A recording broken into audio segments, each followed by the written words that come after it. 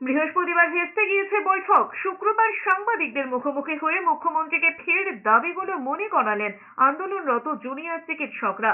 সাফ জানিয়েছেন, চিকিৎসককে ধর্ষণ করে খুনের বিচার চাইছেন তারা।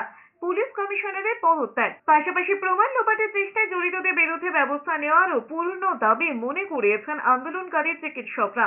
একই সঙ্গে রোগী পরিষেবা দিতে চিকিৎসক স্বাস্থ্যকর্মীদের উপযুক্ত নিরাপত্তা ও মেডিকেল কলেজ হাসপাতালে থ্রেড কালচার বন্ধের দাবি জানিয়েছেন আন্দোলনকারীরা। শুক্রবার 4 দিনে পড়েছে জুনিয়র চিকিৎসকদের আন্দোলন। শুক্রবার মুখ্যমন্ত্রীর সঙ্গে বৈঠক ভেস্তে যাওয়ার পরেও তাঁরা যে পুরনো অবস্থান থেকে সরে আসেননি তা আবারও স্পষ্ট করেছে জুনিয়র চিকিৎসকরা।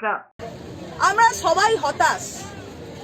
আমরা আমাদের দাবি দাওয়াগুলো নিয়ে মুখ্যমন্ত্রীর সাথে কথা বলতে চেয়েছিলাম, কিন্তু মাননীয় মুখ্যমন্ত্রী তার পরের প্রেস বিবৃতিতে যা জানালেন তাতে আমাদের কাছে স্পষ্ট যে আমাদের প্রধান দাবিগুলিকে পাশে সরিয়ে রেখে তিনি কেবলই রাজ্যের স্বাস্থ্য পরিষেবা বিষয়ে এবং আমাদের কর্মবিরতি নিয়েই কথা বলতে আগ্রহী।